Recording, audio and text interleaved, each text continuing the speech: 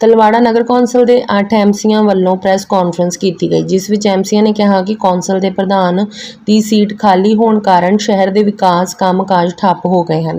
इस मौके पर एमसी तरनजीत बॉबी ने विधायक आप पार्टी करमवीर घुम्मन ते ताना कसदे हुए कहा कि विधायक इस मसले नूं नज़रअंदाज करते आ रहे हैं। उन्होंने कहा कि उप प्रधान की चोण करवाई जाए ताकि सफाई सेवकों ते स्टाफ नूं समय सिर तनख्वाह मिल सकन।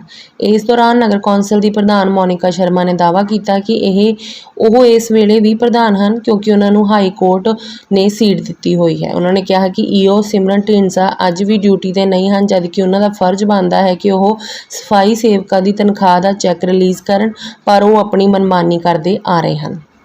लाइव पंजाब न्यूज़ तो सोनू थापर की विशेष रिपोर्ट। ਜਿਹੜੇ ਚੇਅਰਮੈਨ ਆ ਉਹ ਚੈੱਕ ਸਾਈਨ ਨਹੀਂ ਕਰ ਸਕਦਾ ਜੀ, ਉਹਦੇ ਕੋਲ ਪਾਵਰਾਂ ਨਹੀਂ ਹੁੰਦੀਆਂ। ਮਤਲਬ ਜਿਹੜੀਆਂ ਚੇਅਰਮੈਨ ਇੱਕ ਉਹ ਸੀਗਾ ਜੀ ਸਾਡੀ ਮੀਟਿੰਗ ਚੇਅਰਮੈਨ ਸੀਗਾ, ਜਿਹਦੇ ਵਿੱਚ ਅਸੀਂ ਇੱਕ ਪ੍ਰਧਾਨ ਦੇ ਖਿਲਾਫ ਮਤਾ ਲਿਆਂਦਾ ਸੀ ਤੇ ਉਹਨੂੰ ਸਸਪੈਂਡ ਕਰਨ ਦਾ ਸੀਗਾ ਜੀ। ਉਹ ਸਿਰਫ ਉਹਦੇ ਤੱਕ ਹੀ ਸੀਗਾ ਜੀ। ਪਤਾ ਨਹੀਂ ਆਮ ਆਦਮੀ ਪਾਰਟੀ ਵੱਲੋਂ ਇੱਕ ਪ੍ਰੈਸ ਕਾਨਫਰੰਸ ਕੀਤੀ ਜਾਂ ਵੀਡੀਓ ਵਾਇਰਲ ਕੀਤੀ ਗਈ, ਉਹਦੇ ਬਾਰੇ ਕੀ ਕਹਿਣਾ ਚਾਹੁੰਦੇ? नहीं ठीक है जी, उन्होंने शहर बारे सारे सानू भी दुख है तो उन्होंने भी दुख है। शहर के काम नहीं हो रहे, आम पब्लिक जी दुखी हो रही है। सानू लोगों ने वोटां पाई दियां ने, सानू भी लोग पुछते हैं। लोगों का पब्लिक का कोई कसूर नहीं है, कसूर तो असी जी लड़ाई है वह ही है। तो जे लड़ाई तां ही मुकदी है भी जे साडी कोई चेयर के उत्ते बंदा बैठे तां जो काम चल सकन। जे वाइस नहीं बनता तो फिर इदां ही रहिंदा, फिर आपां कन्वीनर नूं इत्थे प्रशासक ला के भी काम चलाया जा सकता है।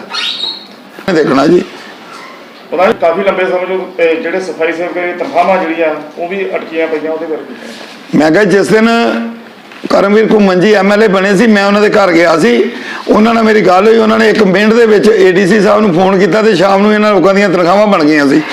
2 महीने तनख्वाहां मिलियां, पर साडी प्रधान नूं ये बर्दाश्त नहीं होया। उन्हें जाके इन्हां दे ADC ते EO के खिलाफ एक एप्लीकेशन लाई हाई कोर्ट के विच, जिस करके उन्हां दीयां तनख्वाहां जिहड़ियां मुड़ के बंद हो गई जी। ना तो पावरां जे दे पावरां मिल जांदियां प्रधान नूं, फिर भी कोई गल नहीं, प्रधान सस्पेंड है, उन्होंने पावरां नहीं मिलियां। अगली की मंग है?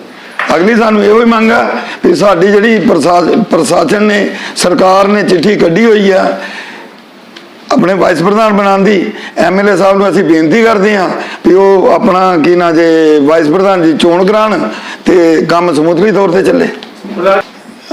प्रधान सर तनख्वाह मेरी सिर्फ 18 दिन लेट होए जी।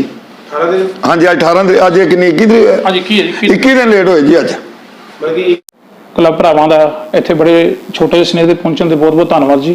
असीं सारे MC इत्थे इकट्ठे होए हैं क्योंकि गल कोई वांझी नहीं है, सारिਆਂ ਨੂੰ पता है कि तलवाड़े विच जो हो रहा है। कल भी एक 4 गल्लां बाहर आईयां कि 12 MC जिम्मेवार ने, 12 MC जिम्मेवार ने।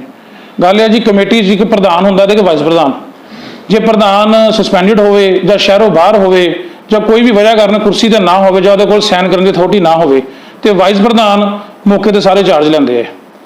14 जनवरी नूं 10 MCआं ने बेभरोसी का मता पाया 2/3 बहुमत नाल।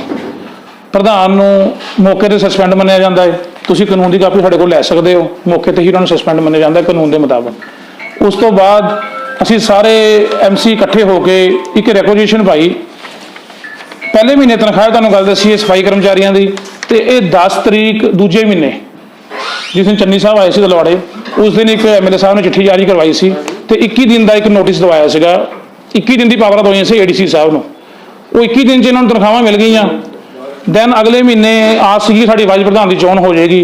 असीं सारे MCआं ने इकट्ठे होकर मोहरां ला के ते 21 फरवरी नूं एक रिक्वेजिशन पाई सीगी कि साडे कमेटी च वाइस प्रधान कोई नहीं है तो वाइस प्रधान की चोण ड्यू है, चोण करवाई जाए। असीं सारे जने ADC साहब को गए थे तो DC मैडम को गए थे। उन्होंने सानू यही कहा कि तुसीं चोण जाब्ता हटन दिओ, तुहाडी पर चोण करवा देंगे। असीं 2-3 वारी टच भी किया। उस तो बाद DC मैडम वालों चिट्ठी जारी की गई है कि 22 मार्च को असीं सारे इकट्ठे हो गए कि कमेटी में फिर स्ट्राइक हो गई है, धरने लग रहे हैं। तो जिद्दां इन्होंने दस्सिया साडे प्रधान जी ने कि इन्होंने MLA साहब ने भी कहा, उन्होंने भी फोन किया सी। अज सारे 22 मार्च को इकट्ठे हो गए थे जी। उस दिन ADC साहब ने चंडीगढ़ एक पावरां लईआं ते साडी चिट्ठी मंजूर की ते साडी वाइस प्रधान की चोण वास्ते एक चिट्ठी कढ़ के ते कन्वीनर लगा दिता गया SDM साहब मुकेरियां वालियां नूं। ਉਸ ਤੋਂ ਬਾਅਦ ਅਸੀਂ ਮੁਕੇਰੀਆਂ ਵਾਲੇ ਐਸਡੀ ਸਾਹਿਬ ਨੂੰ ਟੱਚ ਕੀਤਾ। ਉਹਨਾਂ ਨੇ ਇੱਕ ਚਿੱਠੀ ਕੱਢੀ ਜੀ, ਆ ਚਿੱਠੀ 30 ਮਾਰਚ ਦੀ ਜੀ ਐਸਡੀਐਮ ਮੁਕੇਰੀਆਂ ਵੱਲੋਂ। ਇਹਨਾਂ ਨੇ ਸਾਡੇ ਤਲਵਾੜੇ ਦੇ ਨਗਰ ਪੰਚਾਇਤ ਦੇ ਈਓ ਨੂੰ ਬੁਲਾਇਆ ਗਿਆ ਕਿ ਤੁਸੀਂ ਮੈਨੂੰ ਆ ਕੇ 31 ਦਸੰਬਰ ਨੂੰ ਆ ਕੇ ਮਿਲੋ ਤੇ ਮੇਰੇ ਨਾਲ ਸਲਾਹ ਕਰੋ ਵਾਈਸ ਪ੍ਰਧਾਨ ਦੀ ਚੋਣ ਵਾਸਤੇ।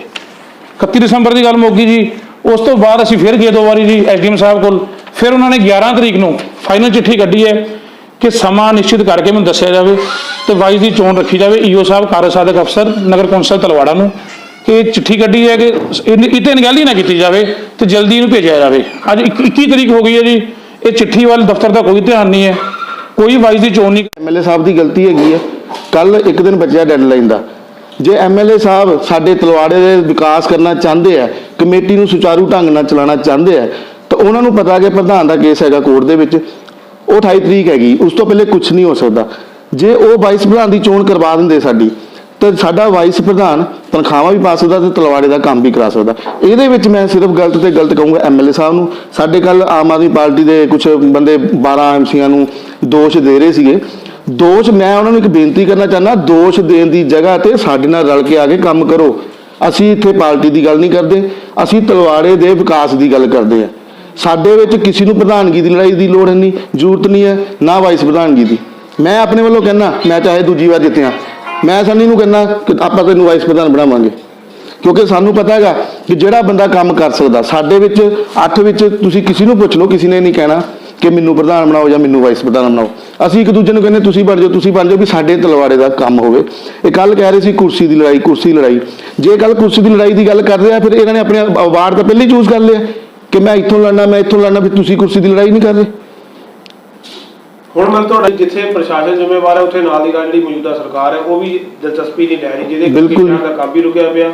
ਬਿਲਕੁਲ, ਜੇ ਅੱਜ ਨੂੰ ਸਾਡੇ ਵਾਈਸ ਪ੍ਰਧਾਨ ਦੀ ਚੋਣ ਹੋ ਜਾਂਦੀ ਤੇ ਸਾਡੇ ਕਰਮਚਾਰੀਆਂ ਨੂੰ ਸੜਕਾਂ ਤੇ ਨਾ ਬਹਿਣਾ ਪੈਂਦਾ, ਨਾ ਸਟ੍ਰਾਈਕ ਕਰਨੀ ਪੈਂਦੀ। Thank you. ਇਹਨਾਂ ਨੇ ਪਹਿਲਾਂ ਸ਼ੁਰੂਆਤ ਹੀ ਗਲਤ ਤੋਂ ਕੀਤੀ। ਕਿਹਨਾਂ ਨੇ? ਇਹ ਈਓ ਨੇ ਔਰ ਸਾਡੇ ਐਮਸੀਆਂ ਨੇ ਮਿਲ ਕੇ ਪਹਿਲਾਂ ਇਹਨਾਂ ਨੇ, ਦੇਖੋ ਇੱਕ ਮੈਂ ਚੀਜ਼ ਤੁਹਾਨੂੰ ਪਹਿਲਾਂ ਸਾਫ਼ ਕਰਨਾ ਚਾਹਨੀ ਹੈ। ਕਿੰਨੇ ਐਮਸੀ ਸੀਗੇ ਜੀ? ਇਹ 8, ਮੇਰੇ ਕੋਲ 5 ਸੀਗੇ, ਇਹਨਾਂ ਕੋਲ 8। ਇੱਕ ਚੀਜ਼ ਇਹ ਵੀ ਹੈ ਕਿ ਜਿਹੜੀ ਪ੍ਰਧਾਨ ਹੁੰਦੀ ਹੈ ਸਿਰਫ ਉਹਨੂੰ ਆਪਣੀ ਜ਼ਿੰਦਗੀ 'ਚ ਇੱਕ ਵਾਰ ਮੈਜੋਰਟੀ, ਆਪਣੇ ਕਾਰਜਕਾਲ 'ਚ ਸਿਰਫ ਇੱਕ ਵਾਰ ਹੀ ਆਪਣਾ ਸਾਬਿਤ ਕਰਨਾ ਪੈਣਾ ਬਹੁਮਤ। ਉਹ ਜੋ ਜਿਸ ਵੇਲੇ ਉਹ ਬੰਦਾ ਹੈ, ਉਹ ਹੋ ਚੁੱਕਾ ਕੰਮ। ਹੁਣ ਮੈਂ ਜਿੱਦਾਂ ਇਹ ਲੋਕ ਕਹਿੰਦੇ ਕਿ ਅਸੀਂ ਬੇਭਰੋਸਗੀ ਦਾ ਮਤਾ ਪਾਣਾ, ਮੈਂ ਆਪਣੀ ਮੈਜੋਰਟੀ ਸਾਬਿਤ ਨਹੀਂ ਸੀ ਕਰਨੀ। ਇਹਨਾਂ ਨੇ ਆਪਣੇ ਬੰਦੇ ਪੂਰੇ ਕਰਨੇ ਸੀਗੇ। ਸ਼ੁਰੂ ਤੋਂ ਮੈਂ ਦੱਸਦੀ ਹਾਂ ਤੁਹਾਨੂੰ, ਇਹਨਾਂ ਨੇ ਇੱਕ ਆਫਿਸ ਆਏ ਔਰ ਇਹਨਾਂ ਨੇ 10 ਤਰੀਕ ਨੂੰ ਇੱਥੇ ਲੈਟਰ ਦਿੱਤਾ, ਜੋ ਕਿ ਮੈਨੂੰ ਨਹੀਂ ਦੱਸਿਆ ਗਿਆ, ਜੋ ਕਿ ਇਹ ਕਹਿੰਦੇ ਨੇ।